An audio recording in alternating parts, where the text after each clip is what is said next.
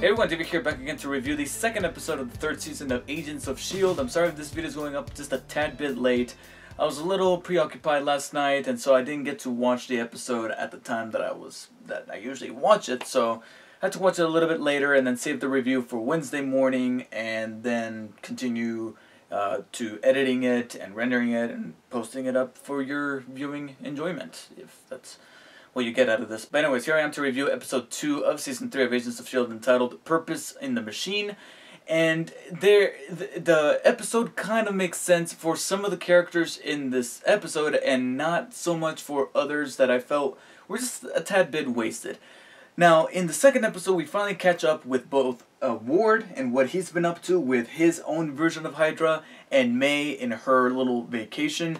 And out of the two, I felt like Ward was the most interesting one and May was the one that was lacking a little bit. Because this time around, Ward is out there simply just trying to grow more tentacles into his newfound Hydra. And one of those tentacles is this kid who's on the boat, he's partying, whatever. He hijacks him and he tries to get him to spill the beans on his bank accounts so that he can siphon the money out of him. And I'm like, okay, this is just some rich kid. But then that guy actually fends off his attacker and actually defends himself ruthlessly, and that's where it clicked to me. I'm like, this guy's probably going to be a little bit different than previously anticipated, and then it's revealed that this is actually the son of Baron von Strucker from the end credit scene of Winter Soldier and the opening sequence of Avengers Age of Ultron, and he's very much a well-known figure amongst the comics of anything that has to do with Avengers. And so bringing in his kid into this new version of Hydra is very, very interesting, and it's a very interesting angle from the viewer's perspective, and a nice little twist to how Ward is developing this newfound army. I mean, you can already tell he's already got a handful of recruits by now. He's going through that warehouse, those people are all up against the pillars, and I'm like, are they ever going to cut to one of them going like that, like flinching just a tad bit? But that was kind of the whole point, like, hey, these guys didn't even flinch, they're Hydra material. So now he is recruiting this young guy and to try to use them to get to Coulsoning his team, and you gotta tell that by the end of that ending scene at the very end.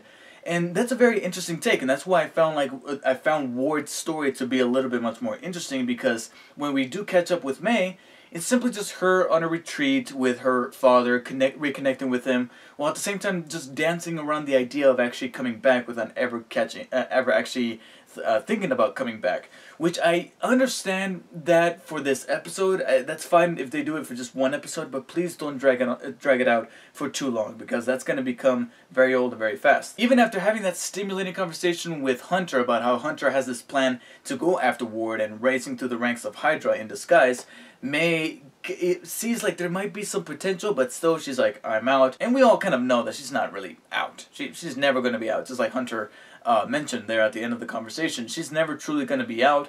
Let's just hope that they don't drag this along for too long. And like I said, besides that, not a whole lot of interesting material happened with May this week around. Although, going back to Hunter and his little plan to get to Ward, I'm going to call it right now. And I know that this is a little bit sad considering that I actually like this character quite a bit, but I'm going to call it right now. I think Hunter will bite the big one by the end of the season. The end of the season. So after the remaining 20 episodes of season 3, because each season's 22 episodes and we're only 2 episodes in, after these 20 episodes, by the end, I think Hunter, regardless of whether or not he's able to execute his plan and actually execute Ward in between the eyes, I do see him probably, getting killed off by the end of the season. I don't know. It's just the way he made his plan, sound. I'm like, this is building up to a very big character death, and this death might just bring Bobby back over to the field rather than just being a scientist. I mean, it makes sense for this to happen either in the season finale or potentially the mid-season finale, just like last season killed off Trip. And May is not the only one that felt a little lacking. Her ex, Dr. Gardner, who returns in this episode played by Blair Underwood, also felt like he was just there to analyze some of the characters and kind of catch us up with what's going on in their minds, especially Skye, who has the most angst towards him because he's the one who's not approving anybody to actually go out into the field and be what they're meant to be in humans. especially with the new recruit Joey, who also, you know, that's the thing, bringing back Ward and May into the spotlight meant that some characters needed to be put on the sideline as well. That way, not too much. Not much of the episode could be cramped up, and I like that. I like that the episode has this firm focus rather than to try to focus on everybody and then it loses that focus. So I like the fact that Joey, which is the new guy that was brought in the season premiere, as well as Lincoln, were kind of pushed to the side. We didn't catch up with what was going on with them, except Joey was mentioned here and there, especially when Dr. Gardner was brought in. And like I said, I just felt like he was just there to kind of catch us up on what's going on with the internal demons that these characters are facing, particularly S.H.I.E.L.D. and Coulson, and the decisions that they're making, and, you know, them trying to fit with this new version of the S.H.I.E.L.D. team. And that's really about it. I mean, besides that, he goes back to where he was, and it is there where we have that little ending scene of him meeting Von Strucker's kid. I can't remember his actual name, but Von Strucker's kid, who's now a new member of Ward's Hydra, and how that's going to pan out. It's very interesting. But besides that, not much to him.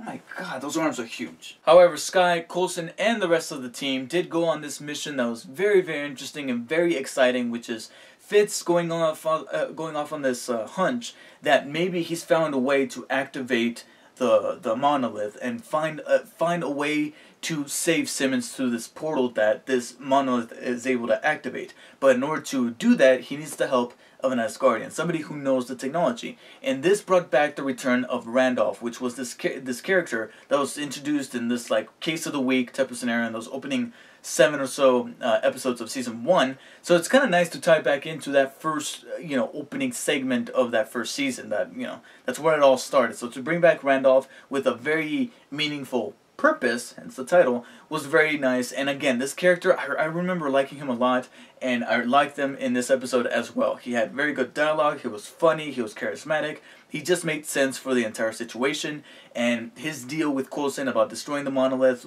in exchange for his help made sense, and everything turned out fine in the end. And it turns out that they were able to find Simmons and rescue her, which was exciting, and there's a part of me that's super glad that Fitz was able to rescue Simmons, but another part of me kind of hopes that maybe he did get pulled out and didn't rescue Simmons, and maybe we would have held off at least 1 or 2 episodes with that, but at least our characters now know that Simmons is alive and she's out there somewhere, and this would have created some really interesting drama. But still, it's nice to see that the group is bit by bit getting back together, and then May and Hunter figure out, and that puts a smile on their faces, and things look well for now. And it's very nice to see Fitz finally get his Simmons back. My only issue is that there is a slight plot hole, and it's not so much a plot hole, but just something that I've seen in other things, like movies or TV shows, where you kind of look at some of the characters and be like, okay, even though I didn't come up with that, why didn't you? You know, you guys are supposed to be smarter. Why couldn't you guys? Because in the end, it turns out that that entire room is meant to be like one giant subwoofer, meaning vibrations is what causes these things to, it causes a monolith to kind of like liquidate and absorb whatever's around it and then form back into a solid. And that made me go, okay, then did any of them ever bother to think that maybe Quake, aka Daisy, or Sky, as Coulson continues to call her, did anybody ever think, you know, why don't you try your powers on that thing? Just for once, just to see what happens. Back over there in home base. I almost never liked it when things end up in a way where you're like, wow, why didn't I think of that? I mean, I hate it when it happens in real life, and it kind of irks me just a tad bit when it happens in movies and TV shows such as this. But still, I'm glad that Simmons is back with the rest of the team, especially Fitz.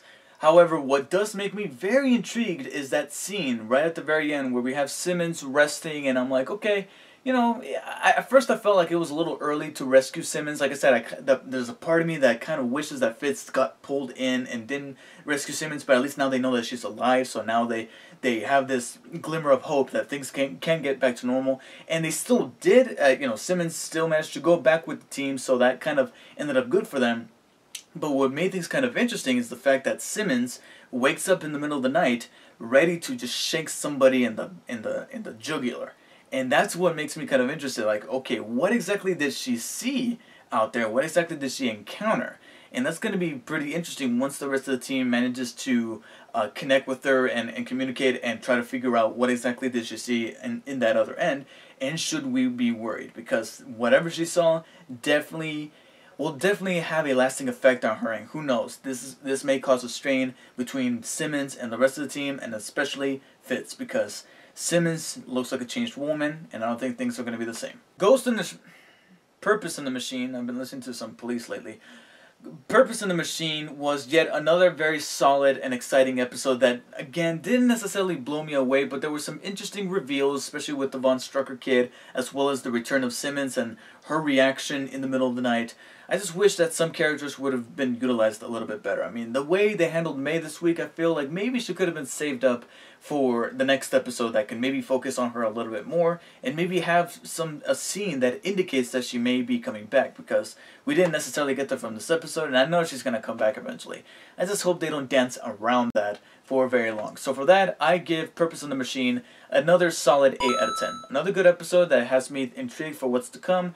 But here's to hoping that maybe the momentum will pick up just a tad bit. I mean, I know it's only the second episode, but you know, I'm optimistic for the rest of the season, because S.H.I.E.L.D. has gotten a whole lot better since its initial premiere back in 2013. 2013? Yeah, that's where I was. Anyways, thank you guys for watching. Let me know what you guys thought of this week's episode, and I'll see you guys next time.